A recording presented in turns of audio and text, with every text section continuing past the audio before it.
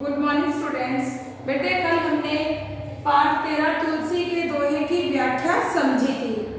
आज हम इसका पाठ परिचय और भावार्थ को लिखकर देखेंगे। पहले हम तुलसीदास का पाठ परिचय करेंगे। प्रस्तुत पाठ गोस्वामी तुलसीदास द्वारा रचित हिंदी के दोहे के माध्यम से संबंधित है। इस पाठ में तुलसीदास जी ने अपने दोहों के माध्यम से समाज के लोगों को सामाजिक व्यवहार का तरीका सिखाया है। मीन्स इस पाठ के माध्यम से तुलसीदास जी ने लोगों को जिंदगी में व्यवहारिक भाषा का किस प्रकार से इस्तेमाल करना चाहिए, समाज में किस प्रकार का बोलचाल रखना चाहिए, इसके बारे में अपने दोहों के माध्यम से समझाया है। अब हम एक एक दोहे की व्याख्या समझेंगे। पहला दोहा है, तुलसी मीठे वचन ते सुख उपजत चहु और वशीकरण एक मंत्र है परिहरु वचन कठोर। अर्थात तुलसीदास जी कहते हैं कि मीठे वचन अर्थात मीठा बोलने से सब और सुख फैलता है। कहने का अभिप्राय यह है कि जब कोई व्यक्ति मीठा बोलता है तो सुनने वाले को भी सुख प्राप्ति होती है और जो और लोग सुनते हैं उनको भी सुख का अनुभव होता है। किसी को भी वश में करने का यह एक मंत्र है। जिस प्रकार किसी मंत्र के द्वारा, साधना वाले मंत्र के द्वारा किसी को वश में किया जा सकता है, उसी प्रकार मीठे वचन बोलने से, प्यार से बोलने से किसी को हम अपना बना सकते हैं। इसलिए मानव को चाहिए कि कठोर वचन छोड़कर मीठे वचन बोलने का प्रयास करें।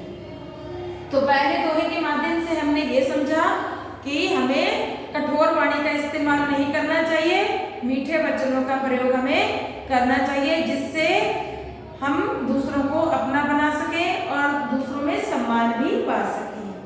दूसरा दोहा है, मधुर वचन ते जात मिट उत्तम जन अभिमान तनिक शीत जल सो मिटे जैसे दूध उफान। इसका भावार्थ हम समझेंगे।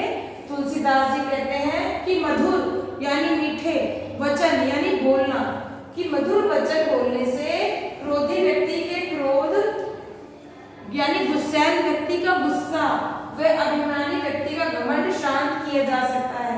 जो घमंडी इंसान होता है वो अगर कोई सामने वाला मीठा बोलेगा तो उसका भी घमंड समाप्त हो जाएगा, वो भी एकदम शांत हो जाएगा, वो भी अकड़ के बात नहीं करेगा। उदाहरण के लिए तुलसीदास जी ने कहा है कि जैसे उबलता हुआ दूध होता है, उस उबलते हुए दूध में थोड़े से ठंडे पानी के छींटे देने से दूध जो है उबलना बंद हो जाता है और वह नीचे बैठ जाता है। इसलिए कहा थोड़े से ठंडे जल से उबलते दूध के उफान को शांत किया जा सकता है।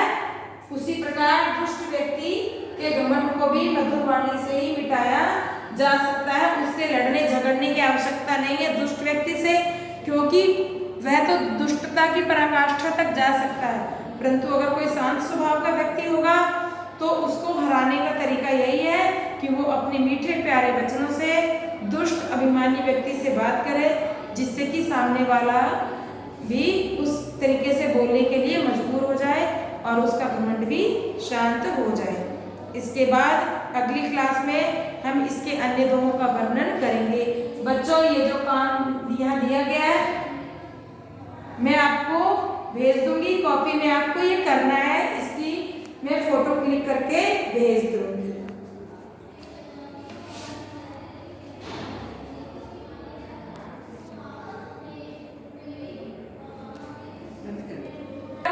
पहले का एक अन्य एग्जाम्पल मैं आपको बताना चाहती हूँ कि इसमें अपने डेली लाइफ के एग्जाम्पल से मैं आपको बताना चाहती हूँ। जैसे कई बार कुछ बच्चे थोड़े एग्रेसिव हो जाते हैं क्लास में भी और वे बहुत लाउडली बोलना स्टार्ट कर देते हैं, परंतु अगर कोई मैम या कोई उनका फ्रेंड उनसे प्यार से उसी बात को धीरे धीरे समझाते हुए जब बताता है तो उस बच्चे की भी समझ में आ जाती है बातें और उसका गुस्सा भी शांत हो जाता है। इसलिए कहते हैं कि प्यार से बोलना वश में करने का एक मंत्र है। दूसरे में जो था इसमें बताया गया था कि क्रोधी व्यक्ति के क्रोध को शांत किया जा सकता है। जैसे एग्जाम्पल बताया गया इसमें कि उबलते हुए दूध में ठंडे पानी के छींटों के द्वारा दूध के उफान को कम किया जा सकता है। इसका भी मैं एक आपको एग्जाम्पल बताती हूँ, अन्य एग्जाम्पल जो कि आपको अच्छे से समझ में आ जाए।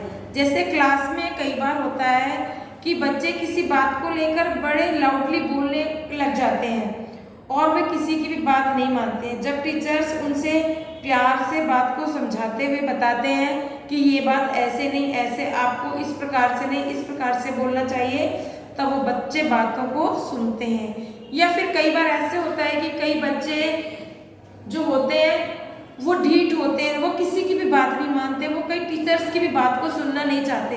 पर कई टीचर्स उनसे इतने प्यार से बात करते हैं कि जो बच्चा किसी की बात नहीं मानता वो टीचर्स की बात, उस टीचर की बात स्पेशली जो उससे प्यार से बात करता है तो उनकी मान लेते हैं। तो उनको लगता है कि टीचर हमारी बातों को समझते हैं, मुझे समझते हैं। तो ठीक इसी प्रकार से अपनी लाइफ में कभी भी गुस्से या क्रोध से जहाँ आप अगर बोलते हैं तो उस गुस्से और क्रोध को दबा के इन पंक्तियों को याद करके मधुर वाणी में बोलने का प्रयास करना चाहिए। मुझे उम्मीद है आप लोगों को ये अच्छे से समझ में आ गया होगा। अगर फिर भी नहीं आया समझ में, कोई दिक्कत है तो इसके बारे में हम क्लास में डिस्कस करेंगे। धन्यवाद।